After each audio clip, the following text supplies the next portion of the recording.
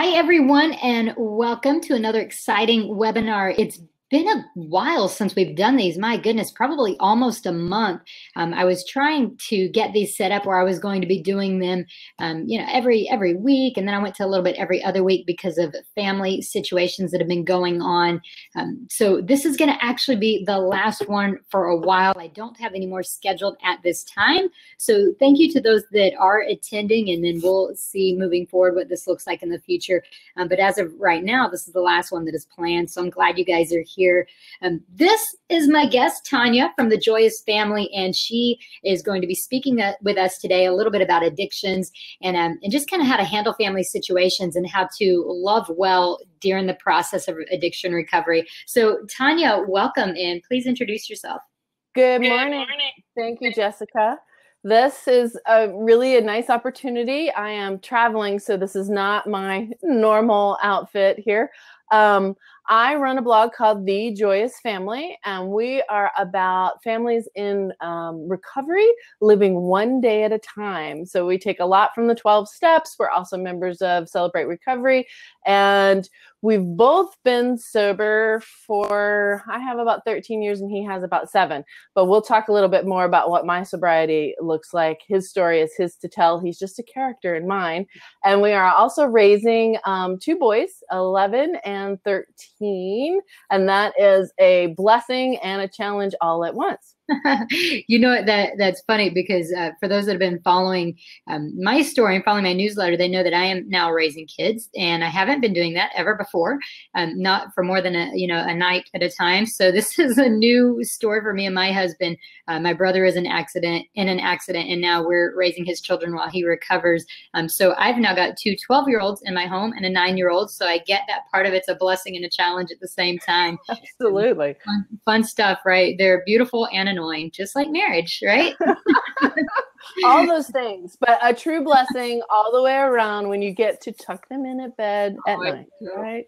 Isn't that nice? Yeah, that's a good fun stuff.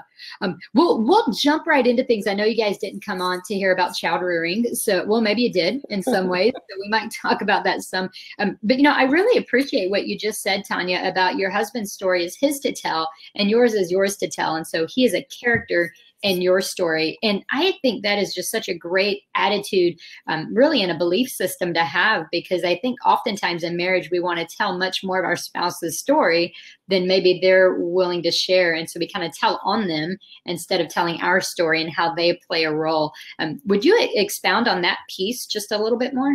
Sure. So starts somewhere around 2001. I married young, and then was divorced and ran out to Colorado to ride horses, which was a dream job, did that, and met this very handsome man.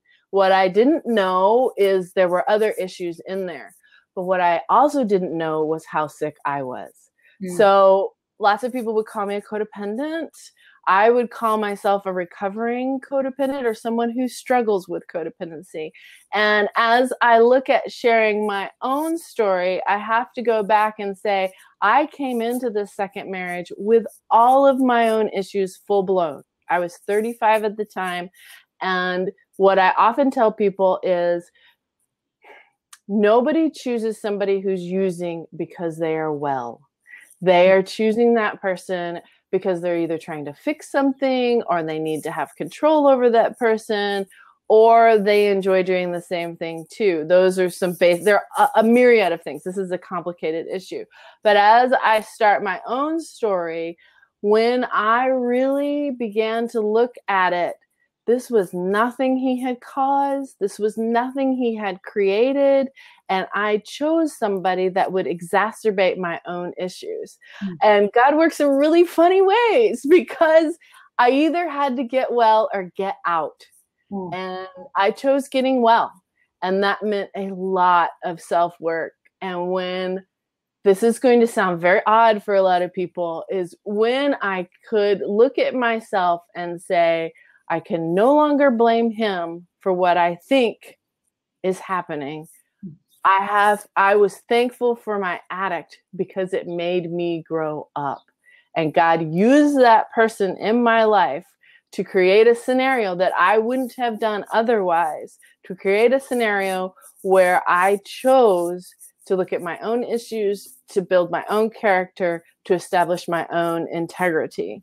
And when I bopped into my first Al-Anon meeting in June 2003, I went, okay, this is easy. He says he's sober. I'll have this done in about a year. I'll see a therapist for a little while and it'll all be over with. And that is not what happened. That is not what happened at all. I think one of the things that Al-Anon says is try us for 6 weeks. See what you think. One meeting is never enough. And it will allow you to see where you really are in the spectrum. So I could have continued to live my life, blame him, get out, go on, marry somebody else. It could have just been serial monogamy. But God had other plans for me. And he said, child, you will figure this out. Lumps, bumps, and everything else that goes with it. You know, that's so great that you say that, because we do often think that if, for instance, if you're with a spouse that you're disagreeing with or not getting along with, I've seen couples often say, well, if I wasn't with that person, I was with this person instead, life would be so much better. Or if my spouse was like this, or if they behaved in this way, and it takes away that personal responsibility. And it sounds like you're really hitting on that I had things I had to change, and it was my responsibility to get well. And that's what was going to start improving our relationship. Well, and it was also going to create the person I wanted to be. I think that's where we look at it with addicts and alcoholics, and it's kind of easy to see when they hit their bottom. If they wind up in jail, if they have a car accident, if, you know, they're financially destitute, they hit their bottom. Well, folks who, for lack of a better word, are addicted to people or relationships, or need to fix or change or control other people, also hit a bottom. And that was not my bottom by far. My bottom was a lot uglier. But it's harder for us. I kind of liken it to eating. An alcoholic can stop drinking, but they can't stop eating. So if you're an overeater, it's harder because you have to keep participating in that. Whereas if you we all are in relationship with people. Very few of us run off to the woods and are become a monk. So what I realized as I began to work through this was not just my relationship with him. This was my relationship with everybody. And even more importantly, this was my relationship with myself. Yeah. And my creator. So that's where I went, oh, I'm going to take this wherever I go. You know, the names may change, the actual body form may change, but I'm going to keep carrying this unless I decide to do something about it. Yeah, absolutely. And it is so holistic like that. Like, we don't have a relationship just with that person that we're in a romantic relationship with. That really often is kind of a picture of our relationships with others in general. And I like that you said our relationship with God, because it's not just about relating with that spouse, but with others, with God, and even with yourself. Because if you don't have the awareness to treat others well, you're probably not going to treat yourself very well either. And that was a lot of the issue was, I had come out of a marriage and done a lot of work out of that marriage and thought I was in a great place. I had missed some pieces in there, even though there'd been a lot of therapy. There weren't Christian therapists. I cannot say enough about the 12 steps, and however you choose to look at them, there are some ones that are not in a Christian. They're all the same, but there are ones that are less Christian focused. And then there are the Celebrate Recovery ones that are much more Christian focused, which for me, I already had a faith. God was my higher power. I could step into that. I needed to step into that further and say, I can't do this by myself. I need to connect with you. I need to connect with you on a daily basis. I need to figure out how this works to pray and meditate and have a person who is there for me all the time. And that's what I learned later with a Christian therapist, is that we are never alone. We are dearly loved, and that Jesus is for us and not against us.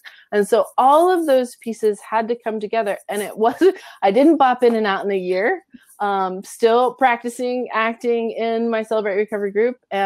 We've moved, so I'm still finding a new Al-Anon group, but those are things like a church community that just keep growing and changing as I keep growing and changing.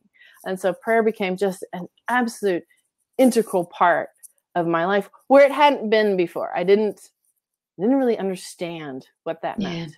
And that church community is such a huge piece. I had a colleague recently, I was listening to a presentation he was giving, and he said that only 50% of people that go into counseling actually come out with what they would consider successful treatment. So they've met their goals. Mm-hmm. And 50% though always are surrounded by community. And then the ones that are not surrounded by community and they're trying to do life on their own or just with their therapist, those are the ones that don't ever seem to make it. So creating that community and creating that relationship with Christ in the midst of that, that really seems to be the defining factor of what's actually going to help you move along in a counseling process and help you succeed. So it really isn't, while the counseling relationship, obviously I appreciate and and I love and I want people to have that. That's such a small piece of the puzzle when it comes to actually getting healing for yourself and for your marriage. It is. And so that the article on the blog this week is about creating community for yourself. What often happens is you get isolated. We had just had our second baby, which any of you having infants knows that you plan everything around naps and feeding, and you can't get to the store if you want a cranky baby if you don't do it in between all of that. And so this kind of housebound part is start of having a baby. And then we lived on 20 acres outside of town. So it was 22 miles into town. I had a beautiful toddler, a brand new infant. God had really blessed us, but I had a husband who had just disappeared. So actually talking to other adults, which mommies have this issue a lot of times, took a lot of effort. And that's when I realized that I began to form community, and church was included in that. I did not have a therapist at that time. My Al-Anon group was included in that. And I think if you can build friendships, that's a good time to build friendships with other mommies. It doesn't mean you dump all your problems on everybody. But I remember distinctly that, again, my Al-Anon group is 30 miles away. I remember distinctly getting home at about 9 o'clock at night with a baby in the car seat and a toddler, both sound asleep. And I just sat there and slept for a little while before I had the energy to go inside. I was so desperate for connection. And my husband would tell you, it's the gift of desperation. When you get that desperate for connection, then you will step out and do what you need to do to make that happen. And so getting to that Al-Anon meeting, even though it meant being late, but the ladies were so kind. They held my babies. They held me. We talked through the things I needed to talk through. And I could feel myself decompressing as I walked in there. What I got lucky with, not all Al-Anon groups are this way. So you need to check out the one that's right for you. This is a very Christian Al-Anon group. So I could get prayer there. I could get support in Christ there. And then the other thing I did along about this time is I switched churches, one that had nursery care. So I could actually absorb what was going on in the sermon and have an hour to where I wasn't holding or taking care of one of these dearly loved, but very time committed children. So that is something that community, and then you have to take space for yourself, whatever that takes. And even if that's half an hour in the morning, you have to have some space between you and God. God is always with you. He never sleeps. He's always there. It's you, and I have a very active mind, it's you who has to slow down long enough to hear him. Not saying you can't hear him holding the babies. Occasionally, I would say daily, you need some time where it's just you. Yeah, for sure. I really love what you said about the gift of desperation. So often we think those painful moments are our biggest weaknesses or our biggest difficulties or kind of our crisis moments. But it's in those moments of crisis or desperation that we realize not only our need for God, but we kind of are more open to understanding that he's actually there the whole time. It makes us a little more open to feeling his presence, to knowing that he's with us. Because you're right, he doesn't sleep or slumber. But even so, we forget that on occasion, and we don't really realize how close he is. Well, and that was one of the things that I came to understand. So this is late. I'm kind of hopping around in the journey. It's not sequential. Later in the journey, as the boys were getting a little bit older, I was able to go out for a walk in the morning. And the walks in the morning, because my mind is so active, slowed it down so I could pray. I'd often read something I was reading something from out of Saddleback Church, The Purpose Driven Life, or something from Rick Warren. I'd read a little bit of that and I'd go out on a walk. I have a very happy boxer, so he makes me happy. He goes out on the walk. We're again on 20 acres, so he's running all over the field, just being happy, happy, happy. The sun is shining. All those things are really positive as far as getting out in nature, because I really find God in nature. There's no way I can look at all this and go, this was just thrown here by, crazy random happenstance. So I'm out there, and what this being out in the country gave me was I cried, I yelled, I prayed, I got down on my knees, I wept. And I think people are afraid to be angry with God. And that to me is something that I learned is he's big enough to handle all that. Yeah. And so what it did was it prepared me for the day so I could take care of my children and not be angry with them. So I allowed myself all the range of emotions I needed during this walking prayer time. The crying, the screaming, the kneeling, the begging, the weeping, the release allowed me to go back in and care for those children all day. And I don't feel like I put on a face, but garbage. And what I felt was Jesus saying, I can handle all that. You can leave all that with me. I will take care of that. And it was also, I was talking to him like I would talk to a girlfriend when I was in pain. Like I would talk to a girlfriend when I was thankful, like I would talk to a girlfriend when I was sad. So we were building this relationship, because if you want a relationship with somebody, you can't call them once a month and say, hey, I want a relationship with you, and hang up the phone. That doesn't work. So in this prayer, I am building this relationship, and I am allowing him to step into my life and be my protector, provider, while my husband was incapable of doing that. So that was also really precious learning prayer time. Yeah, that's so good. Tanya, just so we know, we lost your image just now. I think maybe the internet is a little bit shoddy on your end, but we do have your voice still. So I'm just going to tell everybody, y'all hang on. Let's see if the image comes back. But we have your voice, so we'll keep going. It makes it a little hard on my end.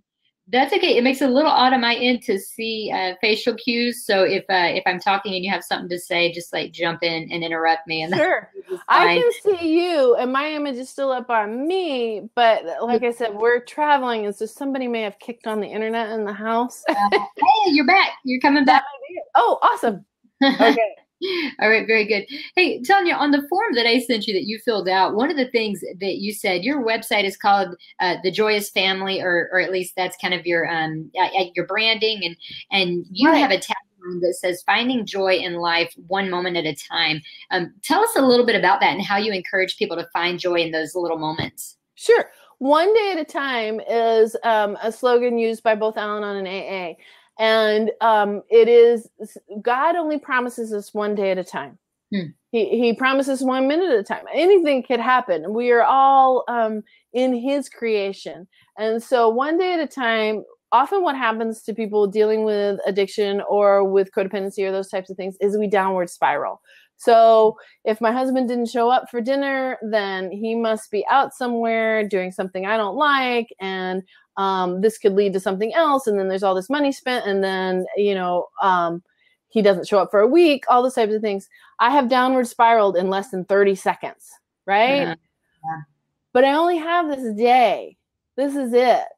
And so Al-Anon also has a slogan that says, just for today. And it goes, I'm paraphrasing, goes something like this. Just for today, I can get up and take care of my basic needs and take care of those around me. Just for the next 12 hours, I can focus on something positive, and I can, get dressed, brush my teeth, make my meals, all those things. I don't have to worry about the next day. And it's very biblical. All of the 12 steps came from the Oxford group, which Bill W. took, and all of that was based on the Bible, in the sense that you can't have the 12 steps without the Bible. They all came that way. And so Jesus says, tomorrow has enough worries of its own. Just take care of today. And we're not given tomorrow. And so that's what one day at a time means. It means I can stop and rest in the fact that this is all I have to do is take care of today.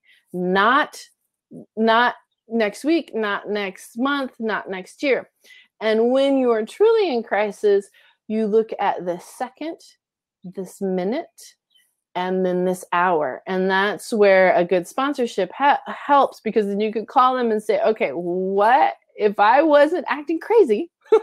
What is it that would be the next right thing to do? And sometimes you can internalize that, and then you're back to community saying, who can I call to help me get back on track? So during those days, my back on track was making sure everybody got fed, got naps, got playtime, and move forward.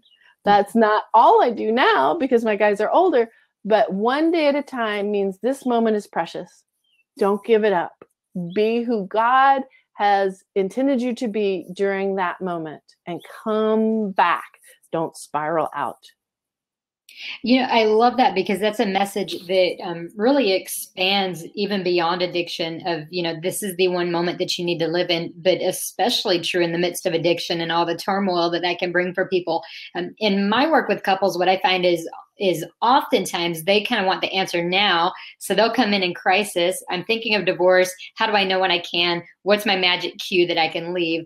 And that one moment at a time is what we have to keep coming back to. So what is the choice that you're making right now? We're not making decisions for the future, not now, not at this moment. We're looking at here at the moment. Where are you? Are you going to practice forgiveness today? Not necessarily forgiveness for everything that's happened, but here in the moment, can you live within this place? And it sounds like that's really what you teach people. And do the next right thing. And I'm a little ADD. So even in my work, I have to think, what is the next right thing? Not what needs to happen at 4 p.m., 6 p.m., 7 p.m. What's the next right thing for today? And so I think often people are like the frog in the boiling water, that things begin to happen around you. And instead of doing for the present moment what needs to be done, you go into inertia. And that's often what happens with people who are trying to control other people, is if we can't control you, then we pull away and we go into inertia, and we stop taking care of ourselves. We stop taking care of our responsibilities. And that's when the crash comes. And sometimes that's necessary. Sometimes it's truly necessary. What one day at a time means to me is I don't ever have to do that again. I don't ever have to be in that low place again. I know how to build community. I know how to connect with people, and I know how to connect with my Jesus. And so I can take this one day and say, okay, like you and I setting up earlier this morning. Okay, the phone is not going to work, so we're going to switch to the computer. Right. No big deal. This is one moment at a time, and then we're going to move to the next right thing on the next moment. And so that is something that we're very interested in sharing with people, and we do our story together on YouTube. There's several YouTubes of us doing the steps together. So it's not that we don't share it together. And so that's one thing that he will say is, this is hard to learn when you've been through addictive episodes, is he can't promise me he's going to be sober forever. He can promise me he's going to be sober today. Yeah. And then we do the next day. I can't promise him that I'm not going to try and control his whole life and be his mommy and parent him and I have done some really heinous things, do all the heinous things I did, except for today, that my mind is squared away today. And that's because I've prayed up, I've had my quiet time, and I'm moving forward with today.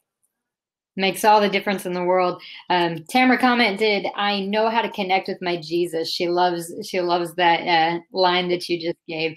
And it's a beautiful one. My goodness, if we can connect with the Lord like we need to, life just goes smoother. It really does. It does. And so to know that we have that ever-present help is definitely good. So one of the things you mentioned is that you want to make sure that people listening in today and then listening to the replay later, or listening to the YouTube video, you really want them to know that no situation is hopeless. Tell us a little bit more about that, because I would expect that there's some more you could add to that. Absolutely. So there is a preamble when you sit in an Al-Anon meeting or in a Celebrate Recovery meeting, and most of the time, maybe even for years, it just washes over you. But one of it is that no situation is hopeless, that we have all been in situations that we perceive were hopeless. And that's what I believe true faith in Christ is, that I can do all things through Jesus. Now, does it turn out the way you want? Is it in your plan, your scenario? Not necessarily, but there is hope in all situations because we have Jesus. And that's why my husband and I chose to go to Celebrate Recovery most of the time. We still check in with our AA Al-Anon groups. We know who the true hope is. We know where our salvation lies. And this is not a one and done. This is not, I prayed the prayer, Jesus is in my life, and I'm through with that. It is a journey, a relationship. That's why the walking and talking was so important. And so even if you look at it and you see no way out, that's where God's miracle happens. And how we began to come out was in no way that I created, that I could have worked through, that I planned, that I said, this is it, and I walked out, or that I got well enough that he said, I want some of that. None of that. He would tell you there was no plan in place. And it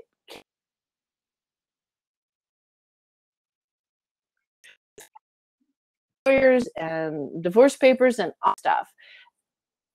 We were beginning to think it was over.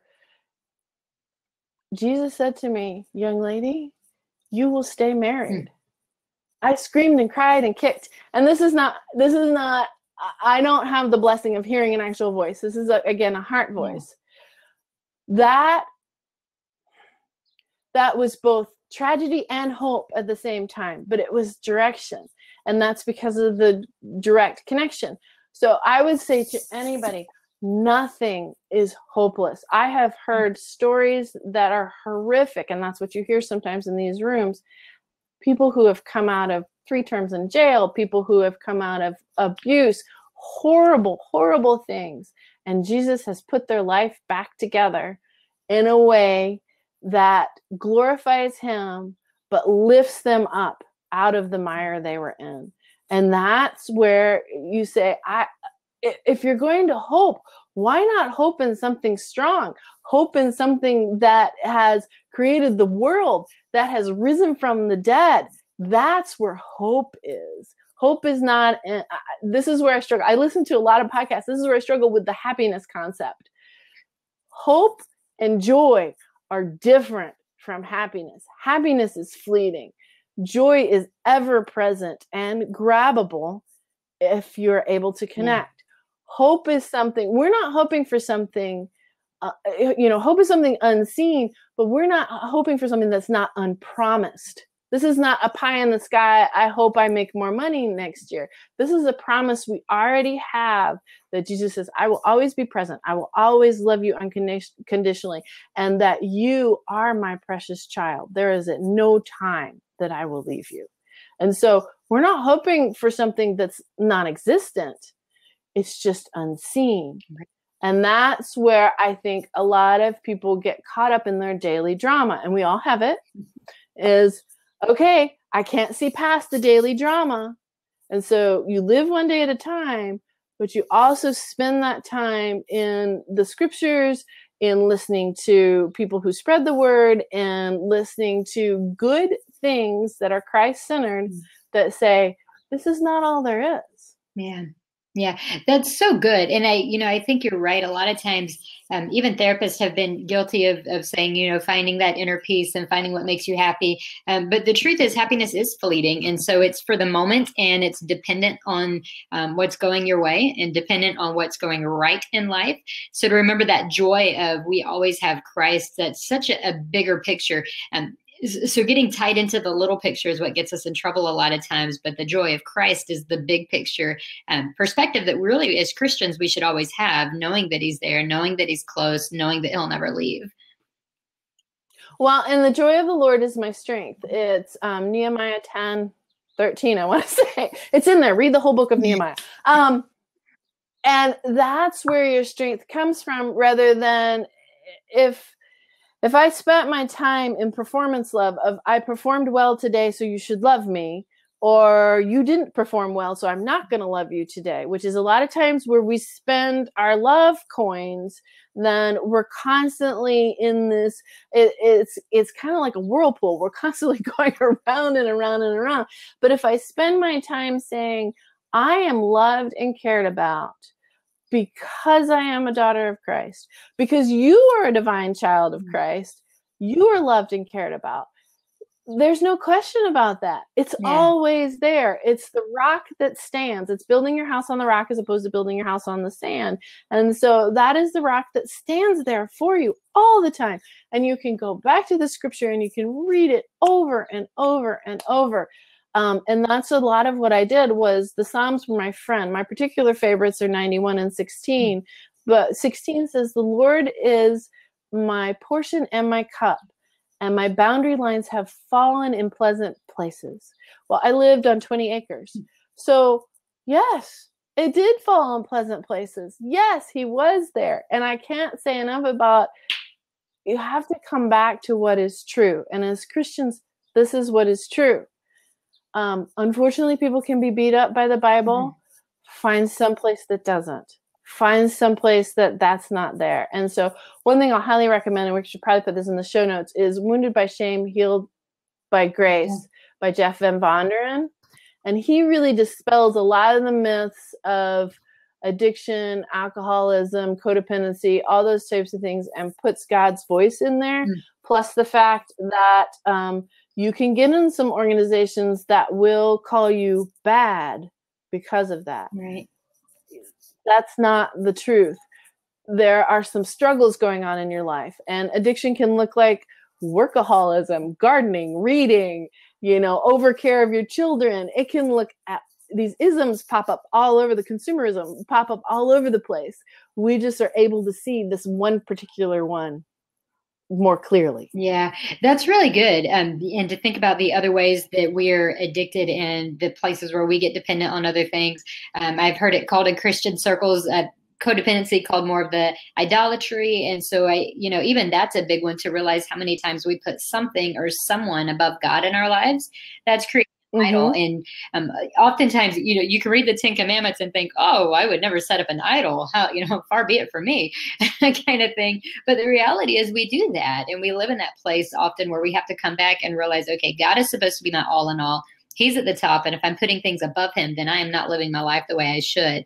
And you don't have to be addicted to alcohol or some kind of substance to be living that kind of a life. And it really is about going back over and over again to see, okay, God, what do I need to work on? Where am I right now? And what is it that has stood in the way of my relationship with you? Well, and we haven't talked about this, but any ism is only a symptom. Alcoholism, addiction, workaholism, gardening too much, reading too much, they are only symptoms. There is a pain in there that you are either trying to escape from, solve, or medicate. And so any of those things that you are doing are pulling you away from God, because who's our healer? Where is that hole coming from? That hole is coming from, I'm missing a connection with God. And so all of those isms that we do take us out of relationship. And anytime we get out of relationship, we hurt. And so we reach for the cookie, we go for the TV show, we binge watch YouTube, whatever. We're hurting at that point instead of coming back to God. And you've met those people who they just bounce into the room and they light it up. They're in their purpose, they're in their relationship, and they're moving forward with what God has asked them to do. And every time they get unaligned, they come back. And so that's what I'm saying. Again, we're always coming back to community. We're never meant to just live outside of other Christians. We need to be in community with other Christians. Now, I do say this, you can't puddle anywhere and everywhere. There are some Christians that are more mature than others, and some people who are able to handle things more than others in their time of life. And so that's the other thing that I started this website about, was when I went through this, it started probably 13 years ago. 13 years ago, there wasn't a whole lot on the internet. So I'm surfing the internet at night. I don't feel like I live in a small town. I don't feel like I can tell people. I just want somebody to tell me a good story, hope that people came through it, that there were things. Thank you, Dan. It is 8:10. I always get it reversed. Did you read the whole book too?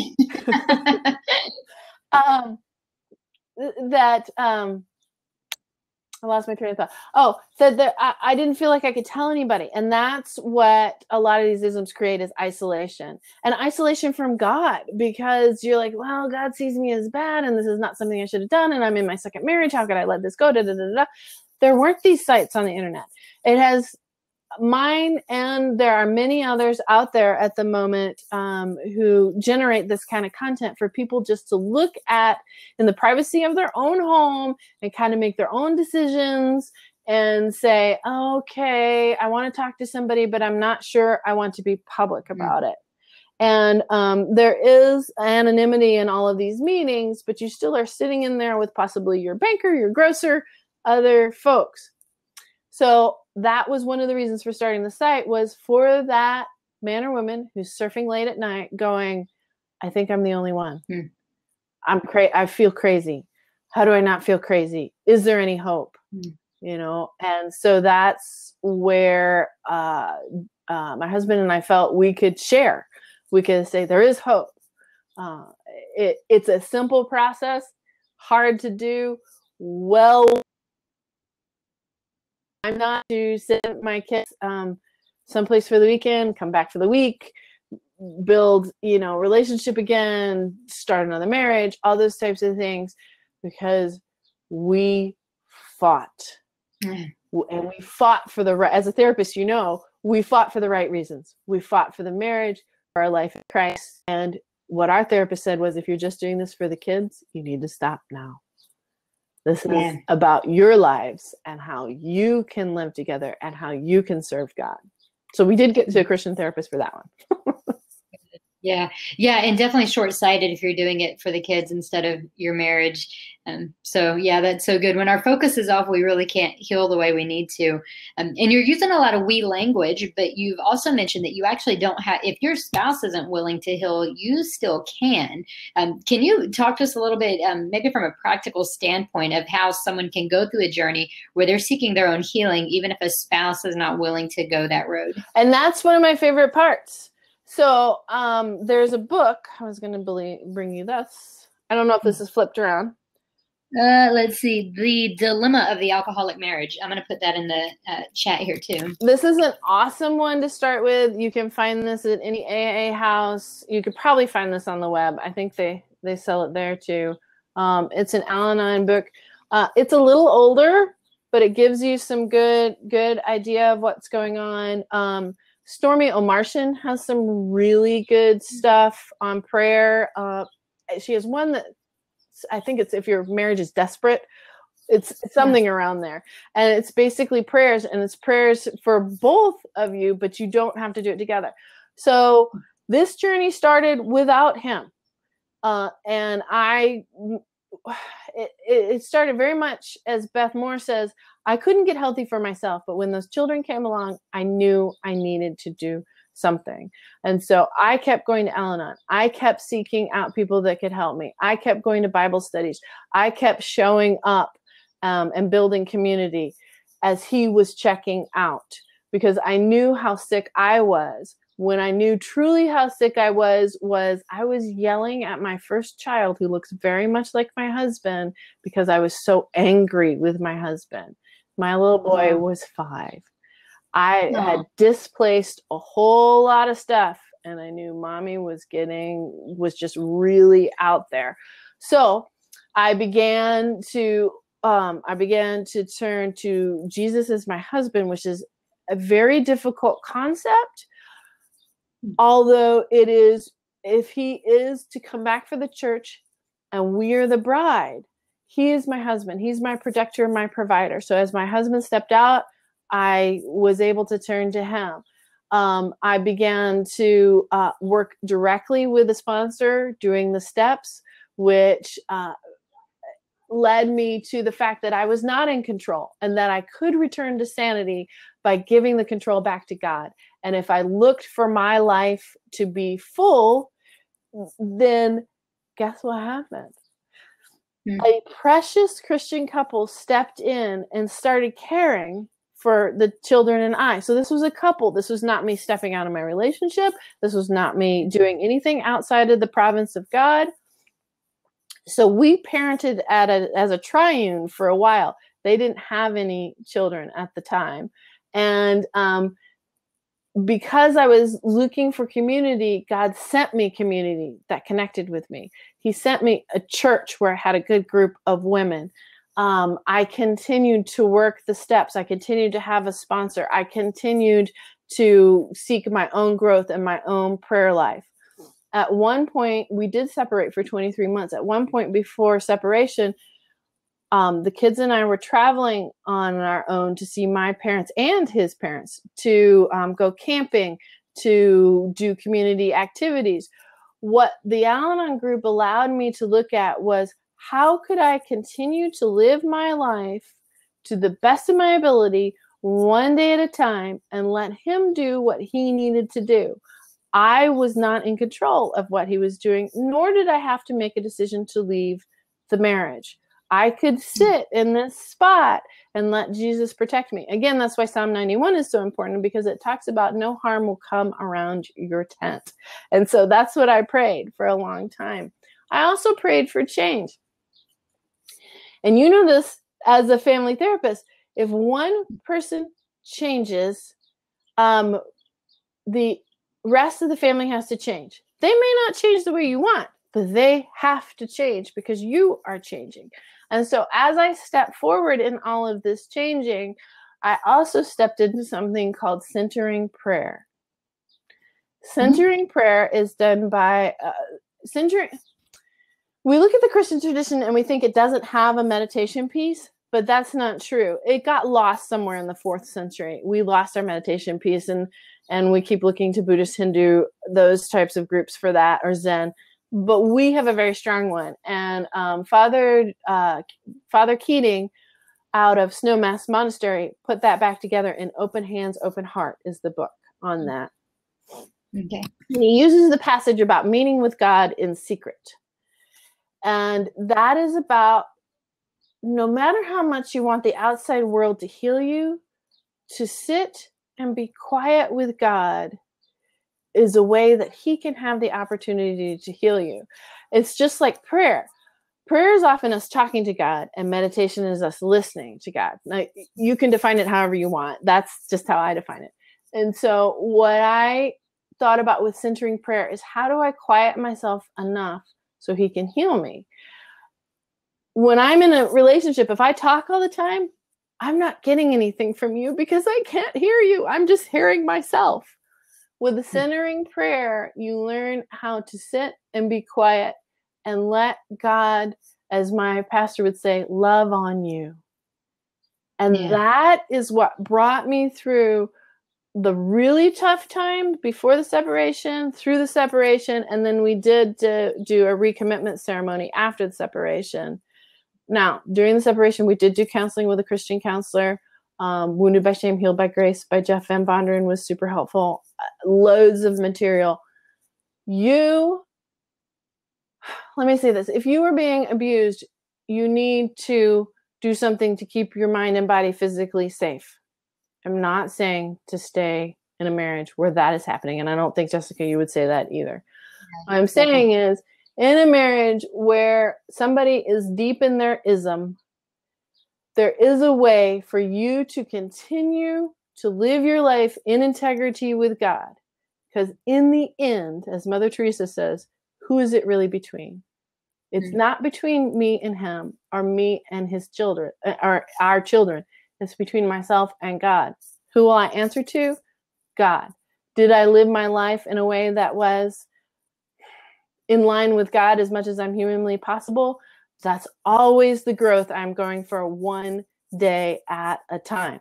Did I do atrocious things? Yes. Hop on the blog, read some of the blogs. You can see that I'm extremely human. That is how I made it through. I'm on a new journey now. We're not going to talk about this time, but I'm learning now. We've come to this plateau and we're at normal, I think, for most couples. You know, we still fight, we still argue about money. How do I step past that? Even if he thinks we're okay, how do I step past that and create for myself, and hopefully he will choose to join me, a more powerful, God-serving, loving, fun marriage?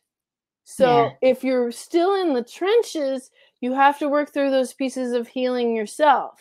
Then when you get to the plateau, you can say, okay, there's more out there.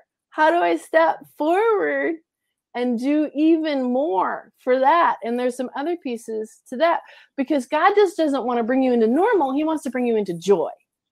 And did I answer the question? I think so. Hey, I've got a couple of comments here. And as a reminder for those of you listening, we've got about 14 minutes left. So if you have some questions or thoughts, comments, do go ahead and share those.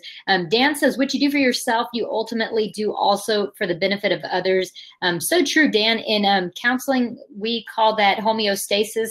So basically it means when one person changes, other people naturally kind of have to also to maintain stability in the household. So if one person is getting well and healing and changing, ultimately other people do as well. They get a little better. So if a parent stops yelling at a child, the children typically stop acting out. So it creates that homeostasis. So you're so right about what you do for yourself is also for the benefit of those that you love and that you're in a relationship with. Chris says, what group is it that you keep mentioning? I was thinking that was Al-Anon you were just talking about, but you've talked about Celebrate Recovery as well. And AA, all of those good places. There's NA, there's all kinds of other things that we know about. As Christians, I think, I personally feel, and this is my opinion, that Celebrate Recovery is doing what the church in many places needs to be doing. It is saying, we love you just the way you are. We're not here to fix you. We're here to be part of your journey. You are the one that works with God to transform you, because I can't transform you. And that is a big piece that happens often when women get married. I learned the hard way that houses are projects, not men. Right. Men are who they are. And that loving them as God loves them is about leaving them free to choose what their life's path is about, how they choose to behave, what they indulge, who they're with, all those types of things. Now, you can set boundaries, and we haven't really talked about boundaries, but boundaries are only things you can control. And that's where as I was growing, I needed to learn to set boundaries and say, hey, this is not okay. I needed to learn to set boundaries for myself, not for him, because I can't say to him, you need to be in by 11 o'clock. This is an adult relationship. That's not an availability. What I can say is I have to get up 6 o'clock to take care of the babies. So I'm shutting my phone off. I'm going to bed at 9, and please do not wake me up. Yeah. That's my boundary, not something that I can do for him. And so all of these groups have online components. I would highly suggest that you need to be in a group with other human beings. We're just created that way to do that. And then one of the other things I wanted to share with you is this piece of prayer. I was up this morning thinking about prayer, and there are plenty of women who, through the biblical understanding, did it really all themselves. I mean, Hannah has her first child because she says to God, this is something that is so important to me. Sarah is forgiven after laughing at God that she's going to have a child. Deborah is a fantastic prophetess who says, to the man who's supposed to be doing the job, yes, I will go with you. And this is after deep prayer. Mary, we always think of Mary as the mother of God, but she treasured all of these things in her heart. She was standing right behind Jesus and she was praying. And this is not doing it alone. This is doing it with Jesus, but you don't need other people to work through your transformation. You need to do it. And then I often think of Mary and Martha. Jesus says to Mary, this is good that you're sitting at my feet. It will not be taken away from you. So to get on the path on your own, it's that connection with Jesus. We do all things through Christ, but we do nothing without him. Yeah. Yeah, that's so good. Really great stuff that you're sharing here. I'm going to ask you a little bit of a difficult question. So hopefully this is one that can be handled in the small amount of time that's left. But Tamara says, as an adult, you have more resilience to handle your spouse's isms. But how did you balance the capacity to stick with your spouse's struggle with your children? So as a parent, we have the responsibility to protect our children's well-being, and it can be conflicting for some within an addicted relationship. Can you speak to that a little bit? Yes, and I struggled with that a long time. And again, I want to reiterate, there was no physical safety issue there. My husband has always been a good father. He is a gentle man. The verbal abuse and those types of things came at me, not at the children. So yes, I agree. If those things are going on, then you do have a responsibility to protect your children. Jessica will have to speak to how that really looks. Because those factors were not involved. Now, my husband was not necessarily present, but he was not harming the children. Sometimes when I went to work, I worried about whether he was fully taking care of them. It was not intentional neglect if there was. So those things I just have to leave in God's hands at this point. And I've understood other women who they really couldn't leave their children because the neglect was so high. It wasn't abuse. It was neglect on the abuse scale. So how I did this was what my sponsor, my Al-Anon sponsor said to me was, half a loaf is better than no loaf, which left me with the responsibility of getting as well as possible. And as I mentioned earlier, I built community. So I had this loving couple come alongside. The husband in that couple spent a lot of time with my young males, taught them the camp, took them fishing, did all those types of things.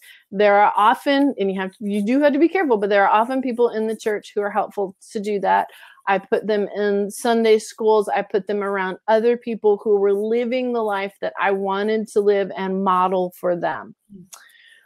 I had a lot of shame to work through in therapy about bringing children into a situation that I knew was already bad or had the potential to get worse. So I had to deal with that shame because that shame kept me from functioning fully. I also made sure that we had a lot of biblical structure in the house, a lot of children's books, a lot of those types of things. And then quite honestly, Tamara, I traveled to my parents' house, to his parents' house, to my friends' houses. We spent a lot of time away from the house in the worst of it, the worst 2 years or so, but we had created this large community. So I keep coming back to that. Now you have to be careful. The world and community can be really ugly, and they can say ugly things to you and ugly things to your children. Even in a church, they can say ugly things to you. So everyone is built with their own barometer. I thought mine was broken and I did need some work on it. But you know, when you get into a room and you feel it's sketch that you need to get out, kind of the same thing in community. If after the first meeting or two, it doesn't work, then it doesn't work. So let it go and maybe try again. And then for my children, my husband should talk about this. We had 2 rooms and a bathroom in the middle for my kids. I spent a lot of time face down in between those rooms, praying for the safety and well-being of my children. because at that point they did not have a father. I needed God to be their father. And I spent enormous amounts of time praying for that. A praying mama and a praying grandmother are, wow, what a blessing in life. And God says that if one person is faithful, he will bless them to the thousands of generations. I hope I have that right. Whoever has the great Bible knowledge, that prayer is stronger than anything else I could have done for those boys. And for me, I needed to physically be there on my knees, face down, praying for them. And what my husband said about that was, it scared him. Possibly scared him in the right way. You'd have to ask him for sure. But that prayer, I would read Psalms. I would just lay there and weep. I would pray. That prayer, I think, is what really protected my children and my children's hearts. And the night that all of this blew up, they slept through everything. That's God. Yeah. That's just God. There's no reason. There was a lot of up and down. There was a lot of yelling. There was throwing. There was all kinds of awful things. They slept through it all. Someday they will read the stories. They're not quite old enough yet. Yeah. But that's God right there. That's the power of prayer too. Community, prayer, and continue to work on yourself. Half a loaf is better than no loaf. Yeah, that's good. Half a loaf is better than no loaf. So if you're getting some kind of support or help from your spouse, then that's a really beautiful thing. And it's something that you can continue to work on. And I also love that you mentioned the prayer and how God was so present for you during that time and taking care of the kids. And I would assume also you've talked about that heart voice and knowing God was talking to you. So I would expect that you also knew that was the situation you were supposed to stay in and you were maintaining that presence, even though it was the half a loaf instead of a full loaf. So that's just really a beautiful representation of who God is in the midst of crisis and in the midst of family situations like that. The only thing I would add to that, guys, is if there is abuse or if your children are being harmed in some way, or if there's a concern for safety for the kids, safety trumps. Right? Because even Christ would do that. He would take care of us and make sure that we're safe in the midst of turmoil. So there are times when safety trumps and it does require getting out of the home. There are lots of shelters and organizations that help with that.